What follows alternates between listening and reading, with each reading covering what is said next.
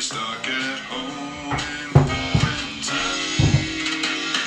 5 o'clock, why not have a drink with me? Hey, happy Sunday. Hope everyone's having a good weekend. Good to see you all. And what's going on? Good Sunday today. Pretty chill overall. Did a little bit of crosswording on Zoom with a couple of friends earlier on. But otherwise just took it easy. Helen was a little bit more active and productive than me. She got a couple of hours of yard work done outside. I did not do that, but feel good, feel relaxed. Overall, pretty good. So yeah, it's about 5 o'clock now. Gonna make a cocktail, have a cocktail, and then actually at 6 we're heading down into Main Street in Dedham.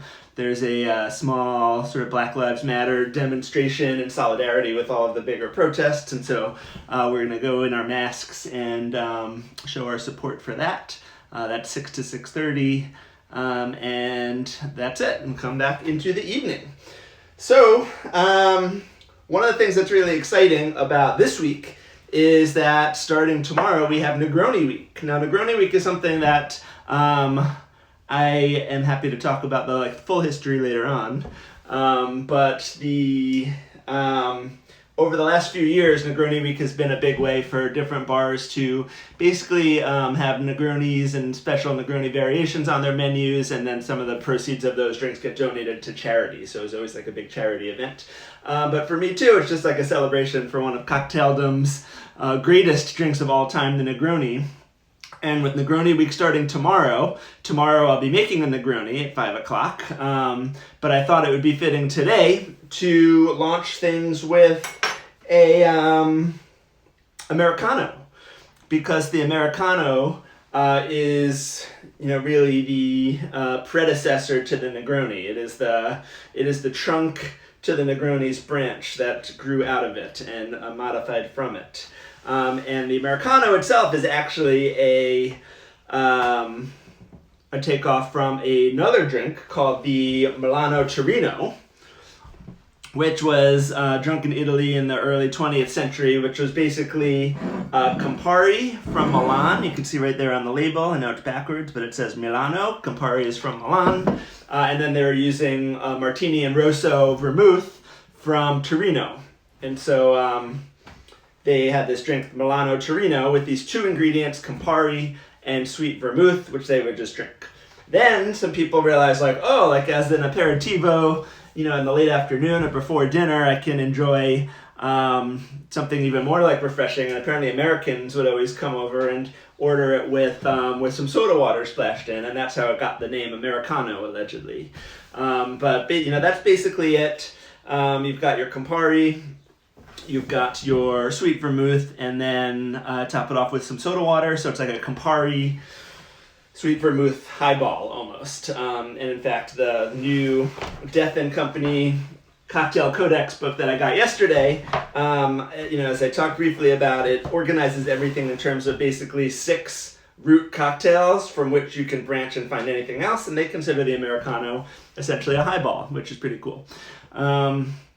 And so starting yesterday, and I finished it up this morning, I made a brand new fresh batch of my own homemade sweet vermouth. So I'm going to be using that today and this week. I'm really excited. It's got that beautiful red color. Again, the red coloring really comes from some hibiscus tea. That's one of the ingredients, and then the caramelization of some caramelized sugar, and that's where all of the color comes from. Otherwise, it's a Pinot Grigio base. It's a white wine, so it doesn't get any color from the wine. It all comes from the caramelized sugar, which I made on the stovetop, and then the lovely hibiscus tea, which just gives it this great bright red flavor. So our two ingredients really both have this beautiful red coloring, which is a lot of fun. And then I also just carbonated some seltzer water, so we're all set there. Your two options here really are to make it in sort of like a big rocks glass and have it a little bit shorter, or a nice tall highball glass or Collins glass, which is what I'm going to be using. And I'm going to be following more or less the Death and Company recipe, but you can't really go wrong. You basically want equal parts of these guys and then top it with your seltzer water, and then you can find exactly the ratio or how much seltzer water that you want on top, how watered it down. I see some places even like serve it with a little bit of extra seltzer, and you can just kind of keep topping it off as the afternoon goes on.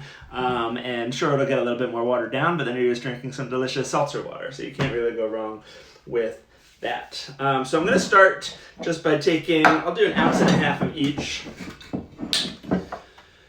Both of these are lower in alcohol.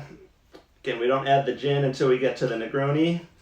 And so the idea here, again, is really just an afternoon aperitivo. You drink this before dinner and just give that a quick shake. Looks good. And this is very full and new and fresh, so it's going to be a little bit tricky to pour, but woo. Okay. So I didn't all get it in my jigger, but I'm pretty sure everything that I missed got right into the glass, so that's nice. Perfect. Now I'm going to add 3 ice cubes.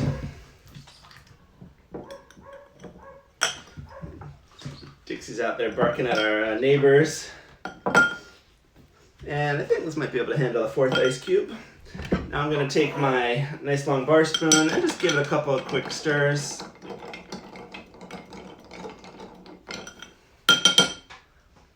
Very nice. Now I'm going to add the seltzer. Probably about 3 ounces of seltzer, maybe a little bit more.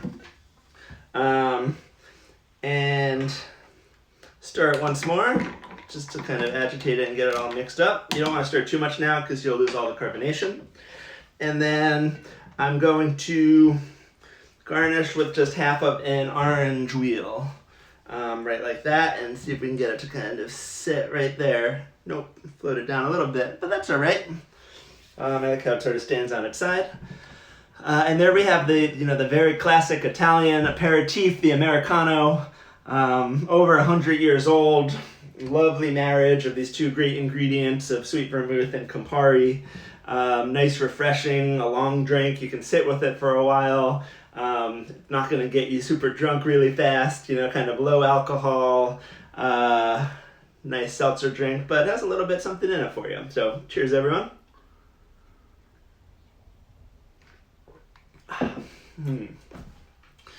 So nice. I mean, the Campari, I'm pretty sure Campari has become just my favorite flavor, period. So that comes through. You get the sweet vermouth, and you can serve this with a straw if you want. I think I'm going to go no straw. But just a nice, refreshing beverage here that is super tasty. And I get why you would drink this in the afternoon. It's a great beverage. The Americano. So tomorrow we're going to build on the Americano. We're going to swap out the seltzer for gin, and we are going to launch Negroni Week with a bang. So hope you guys have your ingredients ready. Hope you're ready to talk about one of the most iconic and I think best